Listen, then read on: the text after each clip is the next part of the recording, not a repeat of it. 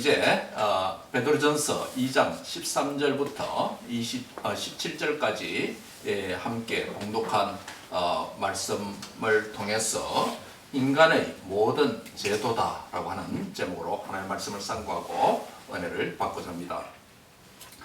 지난 주일에는 11절, 12절 말씀 중심으로 그리스도인의 라이프 스타일 또는 이미지에 대해서 생각을 했죠. 우리 그리스도인의 이미지는 성경이 보여주는 이미지는 뭐냐면 나그네라고 하는 이미지였습니다. 여러 가지 지상 안에 또 역사적으로 또 인간의 문학 안에서 또 예술 안에서 다양한 나그네상이 있었다고 말씀을 드렸습니다. 슈베르트의 겨울 나그네, 시련한 시련을 경험한 윌리라고 하는 시인이 상실감을 가지고 시를 쓰고 그 곡에다가 슈베르트가 곡을 붙여서 겨울 나그네라는 곡을 만들었었는데 참으로 그 상실감을 표현하는 그런 나그네였죠. 또 박목을과 같은 인간의 이 뭡니까 구름에 달가듯 유유자적한 체념적인 이런 나그네도 있습니다. 그 다음에 또 김삿갓 같은 또 나그네도 있죠. 과거에 급제했음에도 불구하고 바로 모든 벼슬 출세 거부하고 방랑하면서 시를 짓고 살아가는 그런 인생의 개인적인 멋을 누리는 그런 나그네도 있습니다. 그러나 이 땅의 나그네 이미지, 나그네 상은 모두가 개인 중심, 또 감정 중심, 자기 경험 중심의 나그네 상이었다고 했습니다. 어느 세속적인 나그네 상도 자기 희생이라든지 그 다음에 지상에서 이웃과 또 다른 이를 향한 섬김과 또 헌신 이런 개념의 나그네는 하나도 없습니다. 하나도 없습니다. 그러나 성경이 보여주는 나그네, 우리를 행인과 나그네 같다라고 말씀을 하고 있는데 성경이 보여주는 이 나그네 상은 바로 자기를 부인하는 자기 희생적인 그러면서도 패배주의적인 나그네가 아니라 전투적인 삶을 치열한 삶을 통해서 하나님께서 우리에게 지상에서 맡기신 사명을 감당하는 치열한 전투적인 나그네라고 말했습니다. 이런 점에서 세속적인 나그네 이미지와 라이프 스타일은 완전 다릅니다. 그래서 우리가 하나님께서 우리에게 이 땅에서 살도록 주로부터 왔습니다. 그리고 이 땅에서 사는 기간 동안에 그 길이가 개인마다 차이가 있습니다만은 얼마나 길지 알지 못하고 또 남은지 알지 못합니다. 그럼에도 불구하고 남은 지상 나그네 삶은 주로 말미암아 삽니다. 주로 말미암아 산다는 것은 무슨 말이냐면 주님으로부터 주시는 은혜와 복과 또 모든 힘과 지혜, 주님으로부터 오는 이것을 받아서 다시금 주님께 영광 돌리는 이 삶을, 예배적 삶을 주님으로 받아서 주님께로 다시 돌려드리는 이 삶을 주로 말미암아 사는 삶이다 라고 할 수 있고, 마지막에 이 삶을 다한 나그네들은 다양한 장소에서 다양한 이유들 안에서 하나님이 원하시는 방법으로 우리를 데려가실 것입니다. 그 데려가는 곳은 딱 한 가지입니다. 믿는 자에게. 어디입니까? 하늘 시온 천국이죠. 바로 주님께로 돌아간다 라는 말씀이 그 말씀입니다. 지금 우리의 나이의 연륜이, 우리의 생명이, 남은 삶이 어느 시점에 도달하였는지 우리는 알지 못합니다. 다만 추측만 합니다. 내가 이 정도 살았으니 이 정도 살 것이다 라는 추측입니다. 그러나 때로 그 추측도 정확하지 않을 때가 많습니다. 말씀드린 대로 한 후배 목사는 53세에 교회의 작은 교회당 뒤에 있는 방에서 그날 밤에 눈은 감았으나 새벽에 일어나서 기도회를 인도해야 되는데 하나님께서 그 종에게 새벽을 허락지 아니하고 그날 밤에 데려가 버렸습니다. 사명을 감당하다가 사명의 장소에서 조용하게 부름을 받았으니 참 복된 죽음이 아닐 수 없다라는 생각이 듭니다. 사는 형제 자매 여러분, 저와 여러분의 나그네 삶이 얼마나 길지 얼마나 짧을지 아무도 알지 못합니다. 나그네 삶을 사는 동안에 주로 말미암아 살아가는 은혜가 있기를 바랍니다. 주로 말미암아 삽니다. 주로 말미암아 삽니다. 내 힘으로 사는 게 아니고 주님이 주시는 은혜와 힘과 지혜와 능력을 덧입어서 살아갑니다. 그리고 그것을 통해서 하나님께 영광 돌리는 예배적 삶을 삽니다. 이게 주로 말미암아 가는 삶입니다. 나로 말미암아, 세상으로 말미암아 사는 삶이 아니라 주로 말미암아 살다가 결국 마지막에는 주에게로 돌아갑니다. 우리의 시작과 과정과 끝이 분명합니다. 분명합니다. 매우 클리어합니다. 그러므로 지금까지 어떻게 살아왔는지, 또 지금까지 어떻게 생활했는지 우리는 알지 못할지라도 지금부터라도 우리의 나그네 삶의 방향이 분명합니다. 우리 앞에 분명히 보입니다. 모두가 이 한 길, 이 주님이 가시는 길, 이 십자가의 길, 그 길을 걷는 저와 여러분 될 수 있기를 축복합니다. 저도 여러분이 이 길을 잘 갈 수 있도록 우리의 모든 가족들, 자녀, 손들까지 완전 복음화 되도록 최선을 다해서 기도하다가 또 최선을 다해서 우리 성도들에게 말씀으로 양육하고 훈련하다가 주님께서 나를 부르면 저도 주님 앞에 가서 너 일 잘했느냐? 예, 주님 최선을 다하다 왔습니다. 부족하지만 최선을 다하다 왔습니다. 이런 삶이 되기를 원합니다. 여러분들도 여러분 가정에서 불러주신 가정의 영적인 장자, 영적인 제사장으로 먼저 부름을 받은 가족이니 여러분의 자녀 손들, 여러분의 형제 자매들, 여러분의 친지들 한 번이라도 전화도 해보고 한 번이라도 더 이야기해보고 한 번이라도 더 따뜻한 사랑으로 섬기다가 그래도 안 되면 어쩔 수 없고 최선을 다해서 복음을 전하다가 그래서 주님 앞에 너 나그네 삶이 끝났으니 이제 올라오너라 라고 할 때 이 땅에 다 내려놓고 주님 앞에 서는 그런 은혜가 있기를 바랍니다. 이게 나그네 삶입니다. 이게 나그네 삶입니다. 이 땅에서 소유의 많고 적음, 우리의 to have 이 많고 적음에 따라서 우리의 정체성이 달라지는 게 아닙니다. 아닙니다.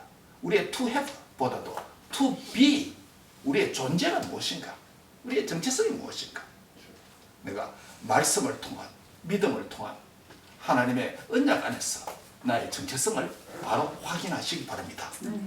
나그네라고 하는 이 정체성 깊이 깨닫는 은혜가 있기를 바랍니다. 네. 이 땅에 나그네로 삽니다. 남은 세월도 나그네로 산다라고 하는 이 정체성을 확립해서 충성스러운 정인으로 나그네로 살다가 주 앞에 서는 그런 은혜가 있기를 바랍니다. 바로 그러한 나그네들에게 오늘 말씀 특별히 우리에게 인간의 모든 제도에 대한 말씀으로 언급하고 있습니다. 특별히 16절에 보면 하나님의 종이라는 표현을 사용합니다. 그리스도인을 오늘은 종이라고 하는 이미지를 사용해서 부릅니다. 지난 시간에는 나그네라고 하는 정체성으로 우리의 존재를 설명했다면 오늘은 그리스도인을 종이라고 하는 정체성 이미지로 설명하고 있습니다. 누구의 종입니까? 하나님의 종으로 삽니다. 이것은 말씀의 종으로 부름받은 교역자, 목사, 강도사, 전도사 이런 사람들에게만 이런 직분자들에게 말하는 게 아니에요. 모두에게, 그리스도인 모두에게 하나님의 종이다 라는 이 종의 정체성으로 우리를 설명하고 있습니다. 그럼 종의 정체성을 가진 하나님의 종들은 어떤 삶을 살아야 되는가? 오늘 세 가지로 말씀드리려고 합니다. 첫 번째는 주를 위하여 순종하라 라는 것입니다. 한번 같이 하겠습니다. 주를 위하여 순종하라. 주를 위하여 순종하라. 이 말은 거꾸로 하면 주를 위하여 거부하라 말도 됩니다. 주를 위하여 거부하라, 거절하라. 성도에게 부과된 중요한 신앙적 의무 중에 하나는 우리 주님께서 이 땅에 오셔서 저와 여러분을 위해서 하나님 아버지의 계획과 뜻에 순종하셨듯이 이 사순절 셋째 주일을 맞이하는 우리도 주님의 그 순종을 다시금 기억할 필요가 있겠죠. 그런데 오늘 본문은 13절에서 순종의 대상을 언급합니다. 어디에다가, 무엇에다가, 누구에다가 순종하라고 말씀합니까? 인간의 모든 제도에 순종하라고 말합니다. 오늘 본문이 우리 하나님께 말씀에 순종하라 이렇게 할 줄 알았는데 인간의 모든 제도에 순종하라 라고 말씀합니다. 인간이 세운 모든 제도는 왕과 또 여러 가지 국가의 시민정부의 또 주정부의 여러 가지 관료들은 물론이고 말단 공무원의 공적인 행위나 또 그와 관련된 모든 제도를 다 포함한다고 할 수 있습니다. 이 정치 체제가 정체가 왕정이든지 민주정이든지 공화정이든지 어느 시대의 어떤 정체이든지 인간의 모든 제도에 순종하라라고 말씀하고 있습니다. 그래서 본문 13절 14절 보면 그 대표적인 것을 당시의 1세기의 상황에서 왕과 총독이라고 하는 직분 이름을 사용합니다. 왕은 중앙 권력을 대표하는 인물이고 총독은 지방 권력을 대표하는 인물이라고 할 수 있습니다.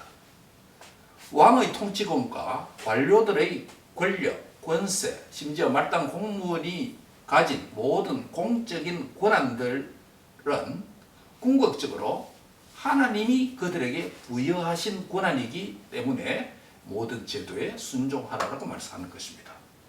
로마서 13장 1절에서 7절 본문에 보면 권세의 근원이 권력의 주인이 누구인가 분명하게 말씀하고 있습니다. 각 사람은 위에 있는 권세들에게 복종하라. 권세는 하나님으로부터 나지 않음이 없느니라 라고 말씀합니다. 모든 권세는 다 하나님께서 정하신 것이다 라고 로마서 13장 1절이 밝히 증거하고 있습니다. 권세와 권력이 하나님으로부터 왔다라고 하는 이러한 속성 때문에 권세를 거스르는 자는 곧 하나님을 거스르는 것이고 권세를 거스르는 자는 하나님께 불순종하는 것이기 때문에 심판을 자치하게 된다라고 로마서 13장 2절이 증거합니다. 하나님으로부터 오는 그 권세를 받아 행하는 자들을 로마서 13장 4절은 하나님의 사역자다. 또 로마서 13장 6절에서는 하나님의 일꾼이다라는 표현까지 씁니다. 그렇기 때문에 너희는 복종해야 된다는 것입니다. 바꾸어 말하면 이 공무원, 권세자들은 모두가 하나님의 사역자, 하나님의 일꾼이라면 그들의 주인은 누굽니까? 그들의 주인은 하나님입니다. 이 사실을 망각하고 무지한 인간의 권세자들이 권력을 남용할 뿐이죠. 정리하면 성경은 모든 권세가 하나님으로부터 왔다라고 말씀하고 가르칩니다. 중앙정부의 최고 통치자를 비롯해서 그 아래 모든 행정, 관직 및 지방 권력들은 분명히 하나님께서 주신 권세이다라고 말씀합니다. 하나님께서 권세와 권력을 주셔야 인간이 받을 수 있고 누릴 수 있고 행사할 수가 있습니다. 지금 대한민국은 선거철입니다. 총선 약 40일을 남겨놓고 여야당을 위시해서 군소 정당들이 대표자를 세우고 시민들의 또 국민들의 표를 얻고자 여러 가지 선거운동을 활발히 하고 있습니다. 국민이 뽑는 것 같지만 하나님께서 백성들의 마음속에 하나님께서 세우고자 하는 하나님의 종, 하나님의 일꾼을 그들이 신불신을 막론하고 하나님 일꾼이라고 성경이 부르고 있으니 하나님께서 그들을 통해서 당신께서 하실 일들을 위해서 하나님께서 세워주시기를 성도인 우리는 교회는 기도해야 되는 때인 줄 믿습니다. 예. 좌파이든지 우파이든지 자기의 진영 논리와 아집에 사로잡혀서 성경적으로 옳지 않은 정책인데도 자기 진영이기 때문에 무조건 옳고 반대 진영이기 때문에 무조건 나쁘다고 폄하하는 것도 글소인이 취해야 될 태도는 아닌 것으로 보여집니다. 그래서 사실 요즘같이 한국과 미국에서 정치적 반감과 갈등이 심한 사회에서 세워진 정치 지도자들과 제도들에 순종하는 일, 또 그들에 위해서 계속 기도하는 일은 쉽지 않습니다. 그렇습니다. 예. 목사인 저도 정말 이건 아니다 라고 생각할 때 참 기도가 안 나올 때도 있습니다. 그러나 성경이 내 생각이 아니라 성경이 뭐라고 말씀하시는지 우리는 주목하고 성경 말씀대로 순종하다가 살다가 주님 앞에 가야 되는 것이 성도의 정체성이고 하나님의 종으로서의 삶이라고 할 수 있겠습니다.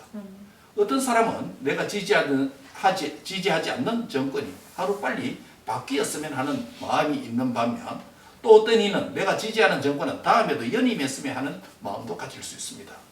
이와 같이 현재의 권력과 정부가 자신의 정치적 신념과 정책적 방향성이 다를 경우에 그 지도자나 정부에 대해서 반감을 적극적으로 표현하는 인터넷 시대나 민주사회에서 특정 정부가 정부를 위해 기도하는 일은 마음이 불편해서 때로는 힘들 때도 있습니다.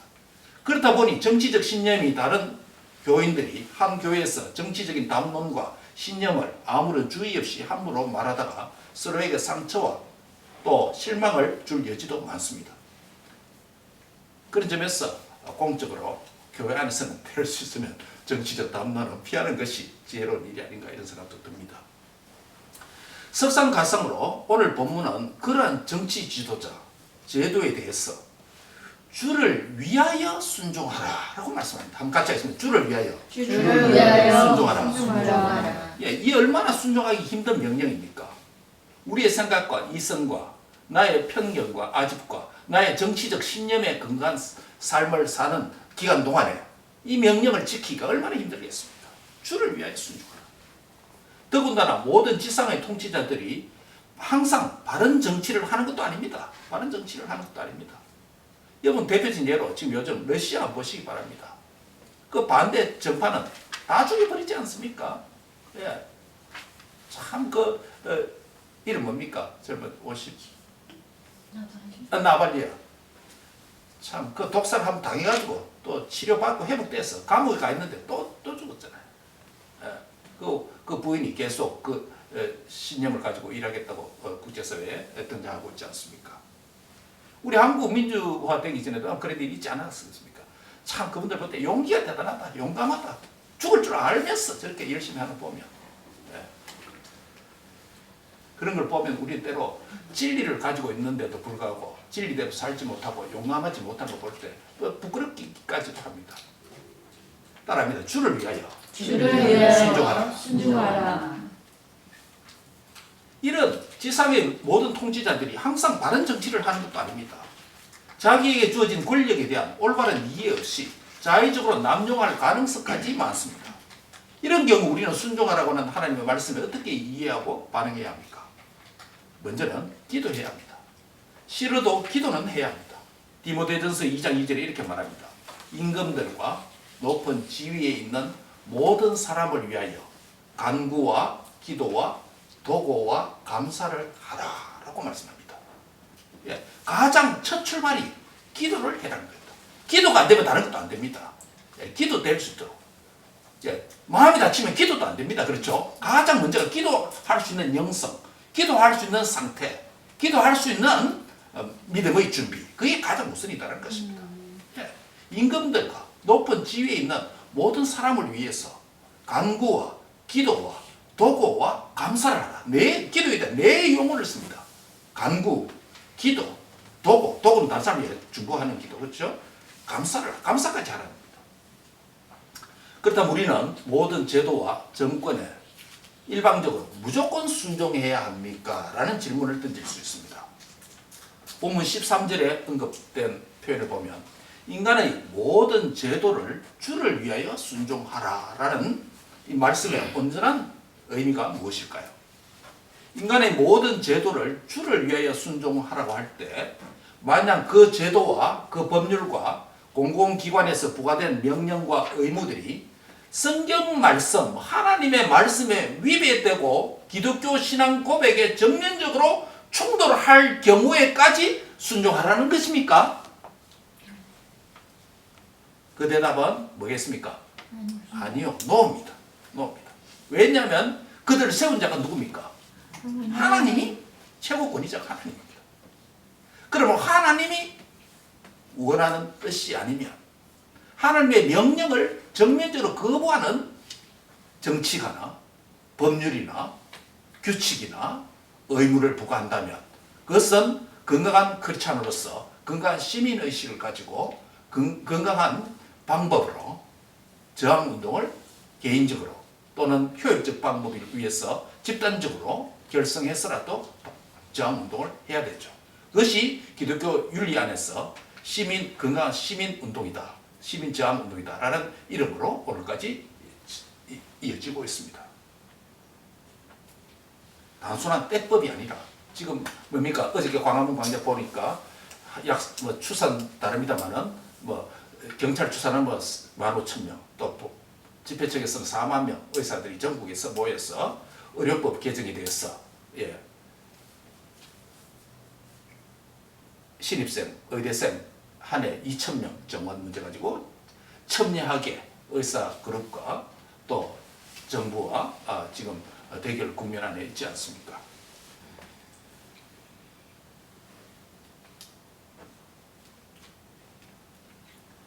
오늘 민주사회에 다양한 이익단체들이 너무 많습니다. 의사회, 간호사회, 노동자 모임 얼마나 많습니까? 심지어 환자연합회, 병원연합회 각 이익단체들이 자신의 이익을 주장해서 정치가들에게 로비하고 자기들이 원하는 방식대로 입법되어지고 시행되기를 다 원합니다.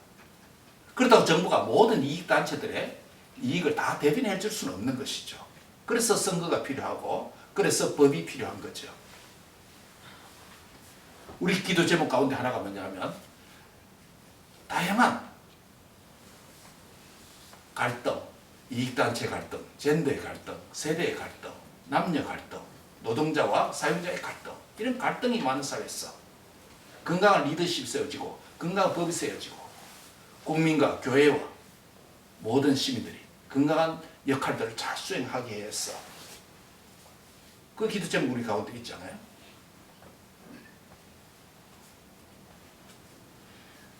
윌버포스의 노예 해방에 대한 일화를 하나 소개하고자 합니다. 1787년 28세의 영국 하원이었던 윌버포스는 하나님으로부터 노예 해방에 대한 사명을 받았다고 그는 인식을 하게 됩니다. 당시 노예 무역은 국가 수입원의 3분의 2를 차지할 정도로 영국의 식민지 산업의 중요한 기둥이자 산업의 근간이었습니다.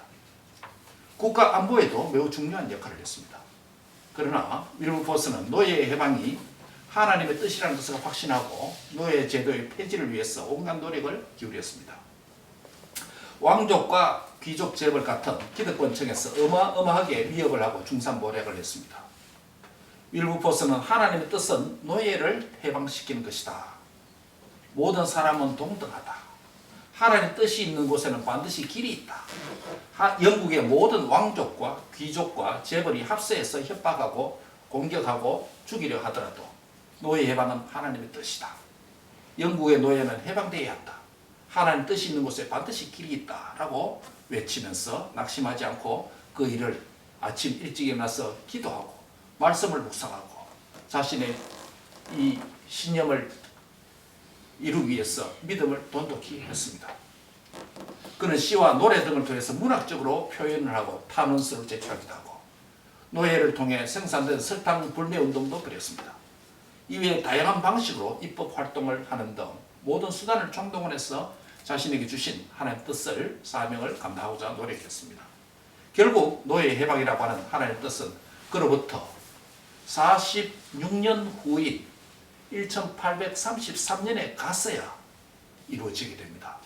영국에서 노예 제도의 폐지에 대한 법안이 통과되었습니다. 그리고 10일 후에 윌리엄 윌버포스는 하나님의 뜻이 성취되었다는 환희와 감격 속에서 지상의 나그네 삶을 다하고 눈을 감고 하나님의 부름을 받게 됩니다. 윌리엄 윌버포스에게 노예 해방은 하나님의 뜻으로 사명으로 인식되었습니다. 이는 하루아침에 해결된 것이 아니었습니다. 평생 46년간 걸쳐서 진행되었습니다. 우리가 오늘 하는 일들, 하나님 앞에 기도하고 말씀 묵상하고 하나님의 뜻이라고 생각하는 일들이 어떤 것들은 기도하면 즉시 이루어지는 것들도 있고 어떤 것들은 기도해도 하나님은 영원히 침묵하는 것만 같고 그래서 기도할 필요가 없다라고 하는 낙심과 좌절에 빠지기도 하고 어떤 일들은 내가 죽어서 다음 세대에 갔어야 응답되는 일도 있습니다. 윌리엄 밀버포스에게는 이 문제는 개인적인 일도 아니었습니다. 사회적인 문제였고 국가 제도에 관한 문제였습니다. 그러나 그 법과 그 제도가 하나님의 법에, 하나님의 뜻에 잘못된 것을 인식한 이상 그는 기도와 말씀과 또 개인적인 입법 활동의 운동과 또 다른 사람과 동일한 생각 가진 사람과 연대해서 이 일을 지속적으로 감당했습니다. 그 일을 46년이 지나서 그의 죽음 10일 앞에 이 입법이 완료되었습니다.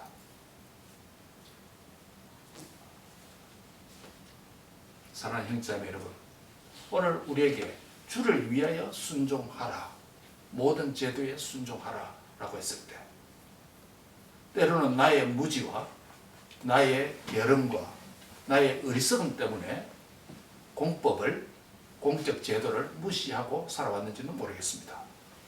나의 편함 때문에 또한 그랬을지도 모릅니다. 그러나 그리스도인으로서 사는 이상, 지상의 나그네로서 하나님의 명령에 순종하는 주의 종으로서 부름을 받은 이상 우리는 나 중심으로 내 편한 대로 또 세상의 방식대로 사는 것이 아니라 우리는 그리스도인으로서 건강한 시민의식을 가지고 하나님께 복종한다는 마음을 가지고 땅에 있는 모든 제도와 사람에게 주를 위하여서 복종하는 은혜가 있기를 바랍니다. 복종하기 전에 내가 복종해야 될 대상과 기준이 성경적인가, 주님이 원하시는가 잘 점검해서 주를 위해서 복종할 것은 복종하고 주를 위해서 거부할 것은 또 거부해야 되는 줄 믿습니다. 그게 참다운 그리스도인입니다. 오늘 우리가 주일날 예배하는 데 있어서 우리가 주를 위해서 순종해서 여기에 있는 줄 믿습니다. 주를 위해서 순종하는 나그네 예정이 되시고 주의 종으로 살아가는 은혜가 있기를 바랍니다. 두 번째로 16절에 보면 그리스도인의 자유를 누리라. 그리스도인의 종들로서 사는 삶이 두 번째는 뭐라고 말하냐면 그리스도인의 자유를 누리라라고 말씀합니다. 같이 한번 하겠습니다. 그리스도인의 자유를 누리라. 그리스도인의 자유를 누리라. 종인데 자유를 누리라라고 역설적으로 말씀하죠. 본문 16절에 베드로는 그리스도인이 소유하고 있는 자유에 대해서 언급합니다. 여기서 자유라고 하는 것은 기독교의 자유의 독특한 의미를 전달하는 단어입니다. 성경에서 기독교에서 자유는 죄와 사망과 사탄의 권세에서 하나님을 믿음으로, 예수님을 믿음으로, 복음을 믿음으로 해방되어서 더 이상 죄와 사망과 사탄과 세상의 권세라고 하는 옛 질서의 영향과 통치를 받는 자가 아니라는 것입니다. 이 자유를 소유한 성도는 옛 질서와 관습과 습관과 문화로부터 완전히 해방된 자로 살아야 된다는 것을 의미합니다. 하나님 나라의 복음의 질서, 새 질서의 통치와 가치 아래 있는 자가 바로 이 자유를 가진 성도인 저와 여러분인 줄 믿습니다. 그러면 이 자유를 가진 자는 더 이상 죄와 사망과 사탄의 권세와 어둠의 나라의 옛 질서의 통치를 받는 그 종이 되지 말아야 됩니다. 그리스도의 피값으로 얻게 된 이 자유를 가지고 악을 가리고 악을 덮고 악을 조장하고 허용하는 데 쓰지 말아야 된다고 말씀합니다. 그렇다면 이 자유를 소유한 자는 어떻게 살아야 합니까? 16절입니다. 하나님의 종과 같이 하라. 같이 하겠습니다. 하나님의 종과 같이 하라. 하나님의 종과 같이 하라. 예, 자유를 누리는 것도 하나님의 종과 같이 하라는 것입니다. 그렇다면 하나님의 종으로 사는 것이 무엇을 의미합니까? 오늘 본문 21절에 보면 그 원리를 우리에게 설명하고 있습니다. 너희가 부름을 받았으니 그리스도도 너희를 위하여 고난을 받았사 너희에게 본을 끼쳐 그 자취를 따라오게 하려 하셨느니라. 같이 한번 21절을 읽습니다. 시작. 이를 위하여 너희가 부르심을 받았으니 그리스도도 너희를 위하여 고난을 받았사 너희에게 본을 끼쳐 그 자취를 따라오게 하려 하셨느니라. 예, 그리스도인이 자유를 누리는 하나님의 종인데 어떻게 해라는 건가? 우리를 부르신 그리스도도 우리를 위해서 고난을 받으셔서 우리에게 본을 끼쳐 그분의 자취, 발걸음, 따라오게 하셨다라고 말씀합니다. 예수님은 천국의 가치인 저와 여러분의 구원을 위해서 자신을 버려 죽기까지 희생하시고 손해보셨습니다.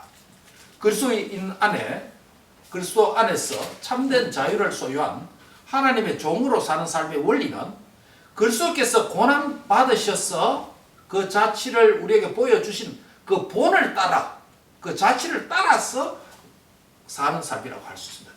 즉 주님을 따라가는 삶입니다. 주님의 본을 받아서 그 자치를 따라가는 것이 하나님의 종이라는 것입니다.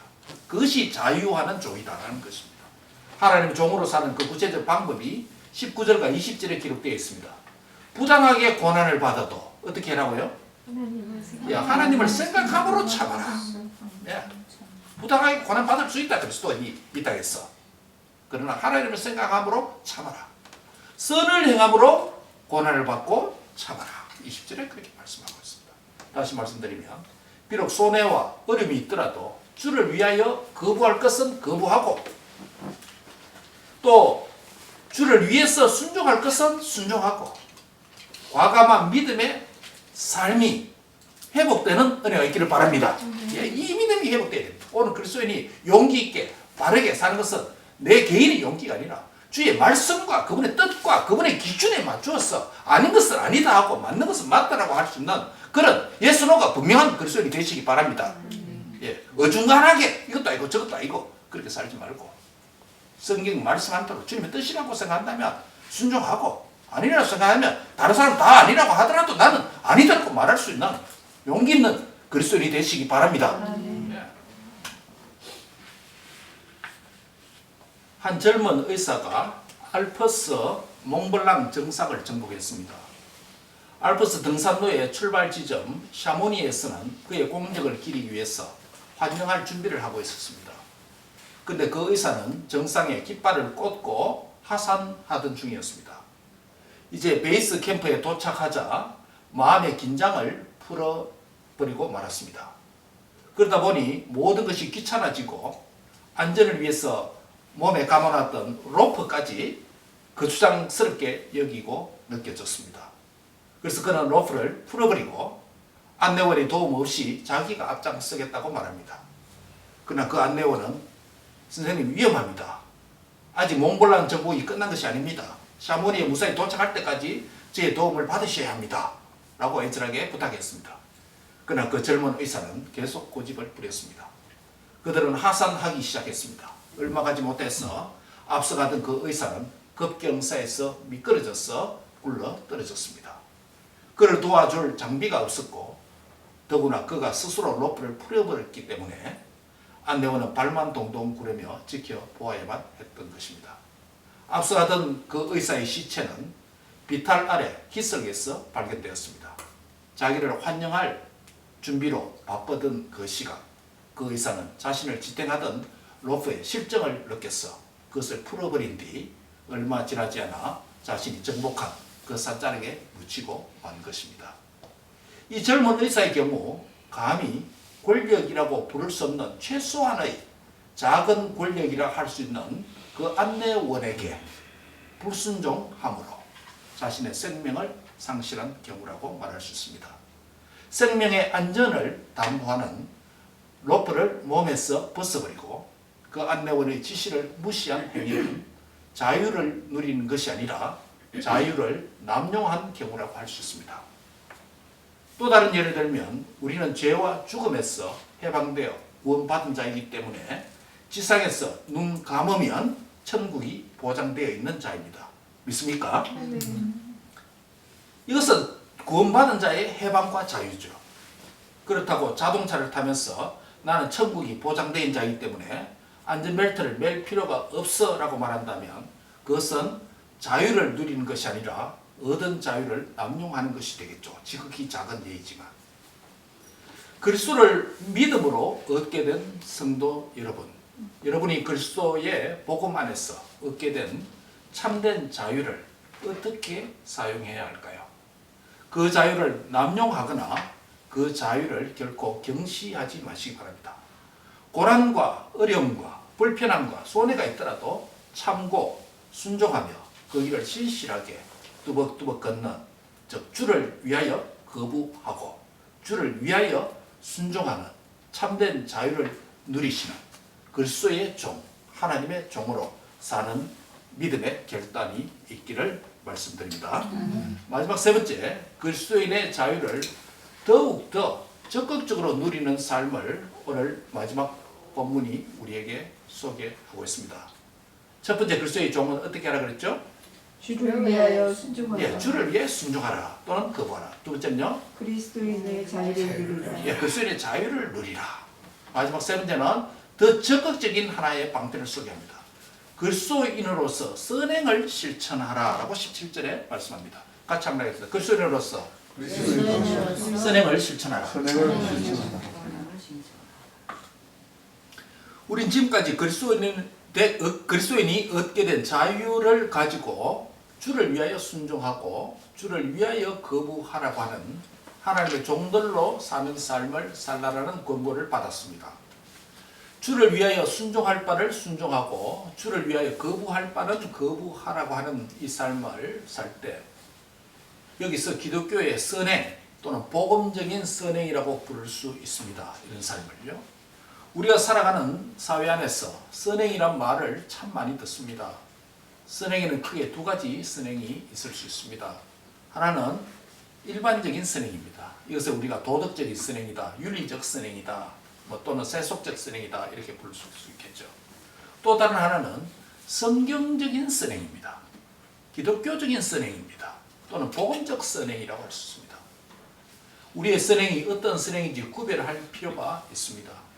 세속적인 선행이 전부 기독교적 선행일까요? 아닐까요? 아니죠. Yes. 다른 사람이 좋아하는 일이라고 해서 다 선행은 아닙니다. 성경은 다 선행이라고 평가하지 않습니다. 기독교의 선행과 세상의 선행이 다릅니다. 기준이. 물론 중복되는 경우도 있습니다. 많은 경우에.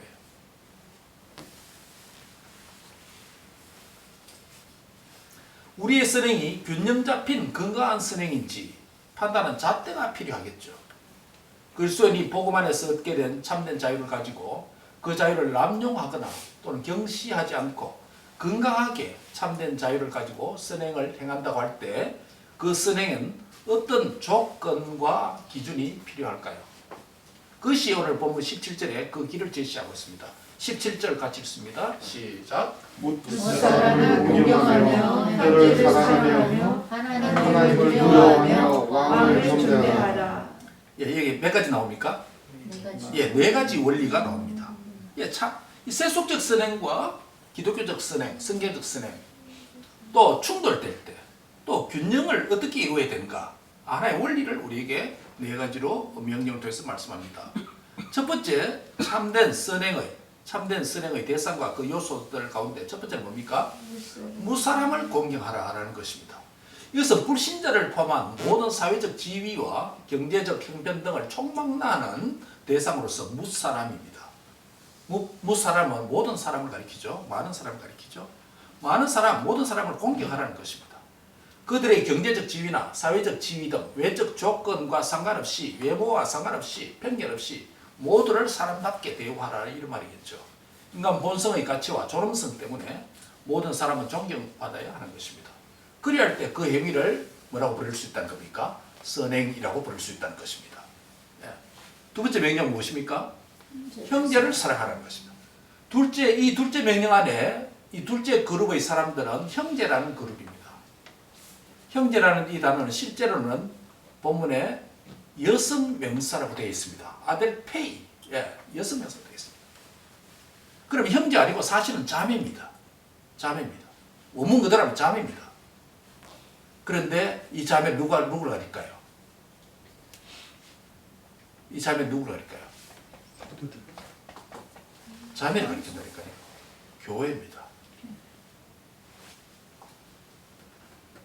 교회가 여성 명사거든요. 즉 믿는 형제 자매, 믿는 교우들에게 대한 가르침입니다. 형제를 사랑하라. 믿는 형제를 사랑하라. 믿는 자매를 사랑하라. 즉 교회를 사랑하라는 명령이 됩니다.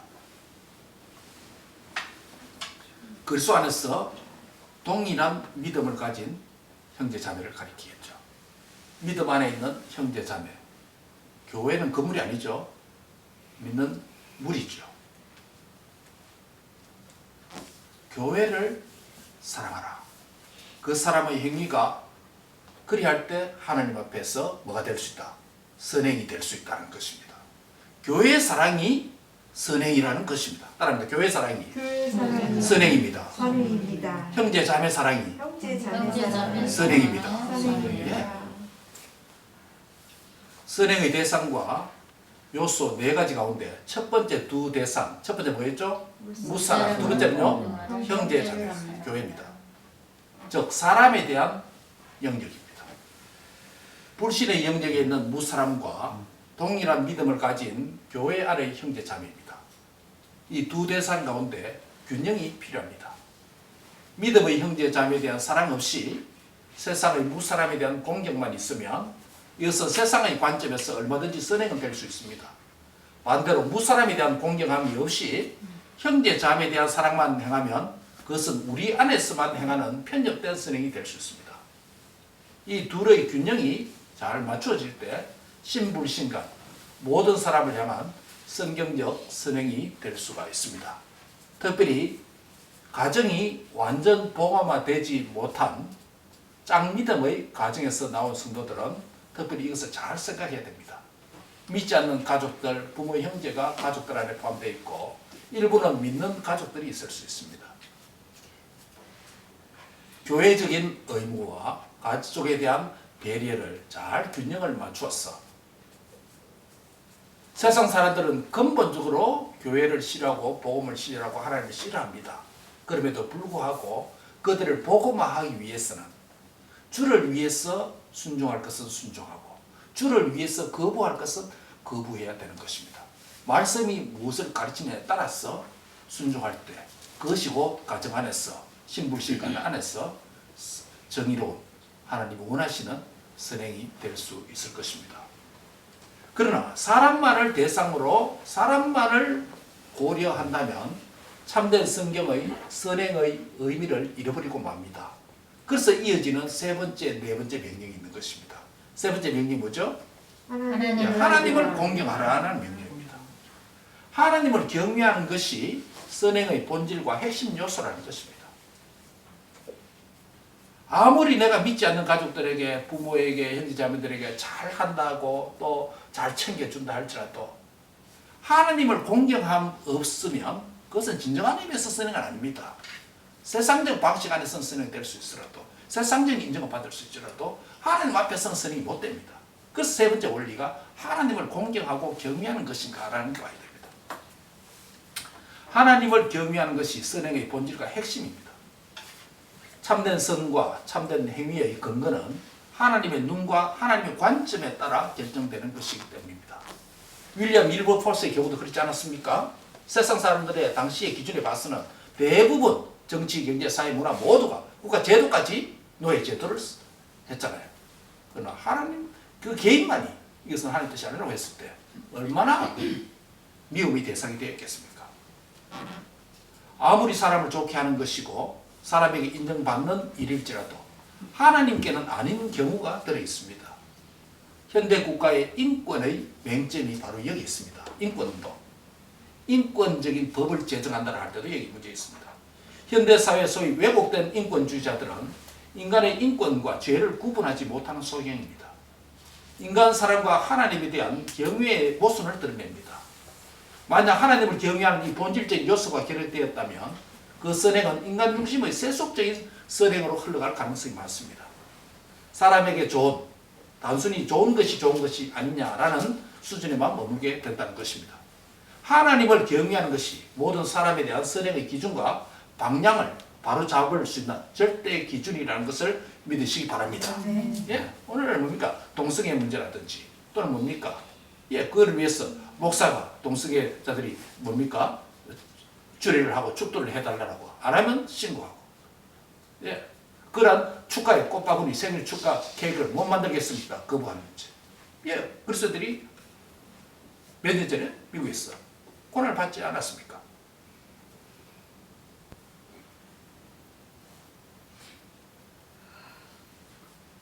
그래서 인권이라고 하는, 동등이라고 하는 이 이슈로 접근을 할 때 맹점이 있습니다. 그 인권이 성경적인가 따져봐야 되는 것입니다.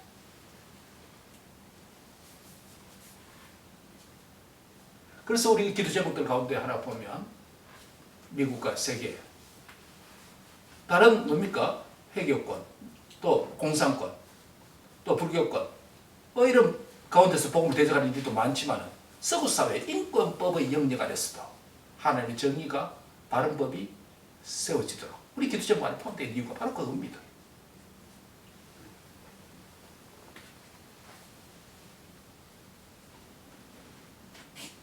마지막 네 번째로 선행의 대상과 요소가 뭐라고 말합니까? 네, 왕을 존대하라는 얘기입니다. 여기서 왕은 보이지 않는 영적인 하나님의 권세가 보이는 인간의 세상 권력을 통해 표현된 대표적인 지상 최고의 권력을 가리키죠. 지상의 왕들은 하늘의 왕의 일꾼이고 대리자입니다. 이 왕은 13절에 언급된 인간의 모든 제도를 다 포함하는 대표적인 표현이라고 할 수 있습니다. 요약을 합니다. 첫째, 무사람을 공개하라. 둘째, 형제를 사랑하라. 외를 사랑하라. 신불신간의 모든 사람을 가리킵니다. 셋째, 하나님을 공개하고 넷째, 왕위에 복종하라. 이 그룹은 신적인 그룹을 대표한다고 말 수 있습니다. 하나님과 하늘 주신 권력의 왕.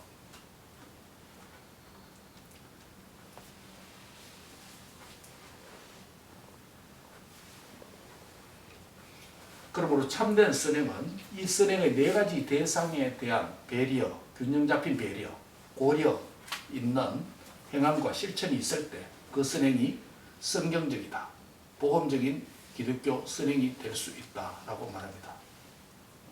오늘 이런 말씀 들을 때 아이고 목사님 우리 그리스도인의 삶이 너무 복잡습니다. 어떻게 이렇게 다 배려해야 됩니까? 편한 대로 믿은 대로 그냥 살다가 천국 가면 되지. 그래도 우리가 성경적으로 살기를 원하고 성경적으로 살아야 된다는 기본적인 마인드가 있지 않습니까? 그러면 어떻게 하면 더 성경적으로 그리스도인답게 사는 것인가 고민하는 그런 그리스도인이 되어야 되지 않겠습니까?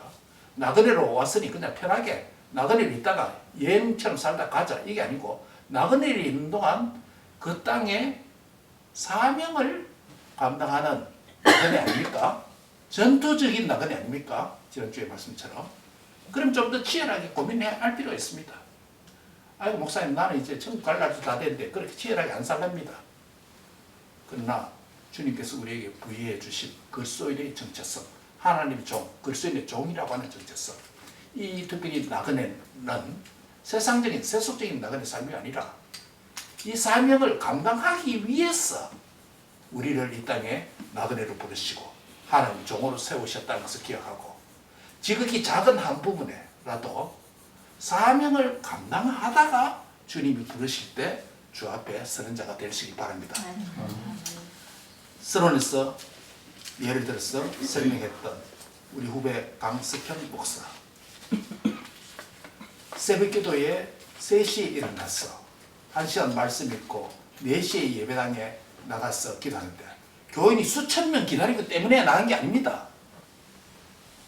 교인이 수백 명, 수천 명 새벽기도 나오면 목사가 힘이 나서 말씀도 잘 준비하고 뭐 그렇게 나한테 목사나 안 목사나 다 그런 생각 있지 않겠습니까? 예배당 딱 도착하면 누구 있다고요? 기도 동력자 권사님 한 분 있기 때문에 내가 행복자다 이렇게 발걸음을 가볍게 기쁜 마음으로 예배당에 나왔어. 그 권사님과 함께 말씀 전하고 기도했던 그 목사입니다. 한 명이니까 대충 하다가 나그네 살다 가지. 그게 아니었던 것이에요.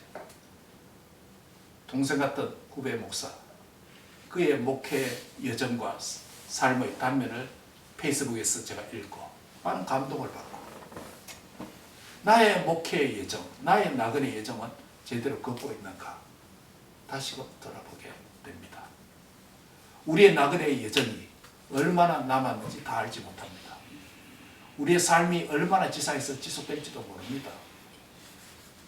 저는 어젯밤도 눈을 감으면 내일 아침에 아침이 있을까 라는 생각으로 눈을 감았습니다. 피곤해서 잤는데 눈을 떠보니 아침이 있었습니다. 아침이 없고 천국에서 눈을 떴으면 더 좋았을 텐데 아침이 있었습니다. 오늘도 하루 주셨으니 하나님 뜻대로 살아야 되겠다라는 생각을 합니다. 저는 매일 요즘 주삼과 죽음을 생각합니다. 그렇다고 우울하게 살지 않습니다.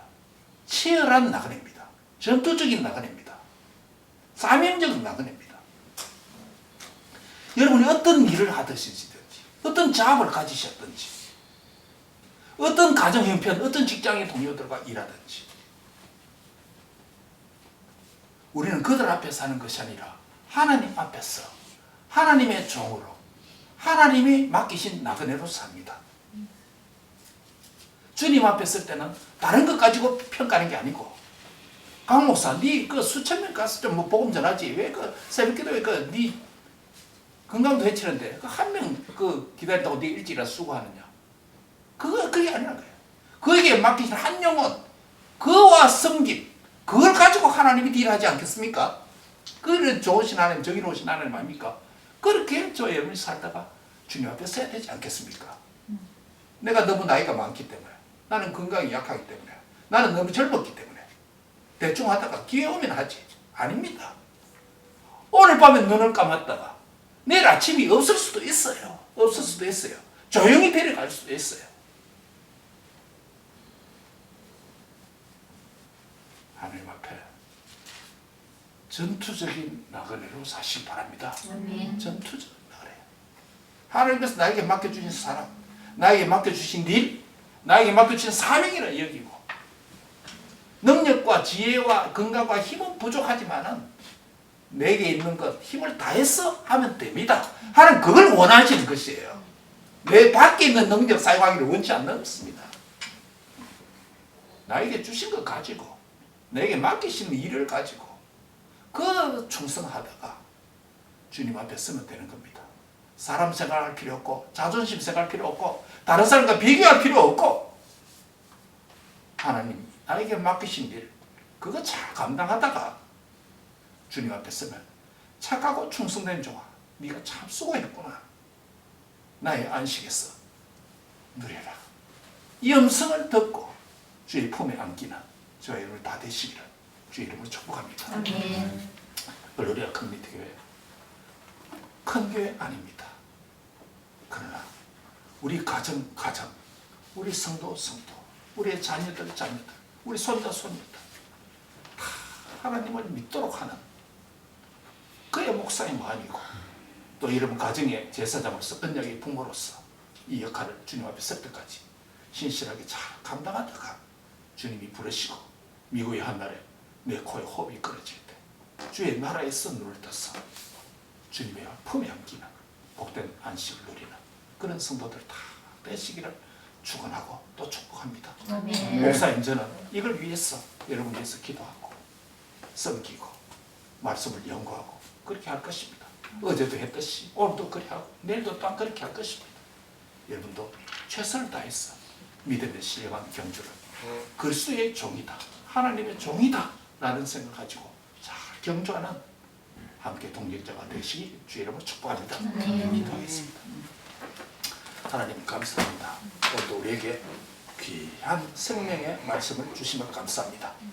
그리스도의 종으로서 이 땅에 세우신 모든 제도들을 주를 위해서 순종할 것은 순종하고 주를 위해서 거부할 것은 거부하는 참으로 참 성도 참 그리스도인이 다 되도록 축복해 주옵소서. 아멘. 말씀으로 은혜를 주셨사오니 이제는 성찬을 통해서 우리에게 은혜를 베푸시옵소서. 예수님의 이름으로 기도합니다. 아멘.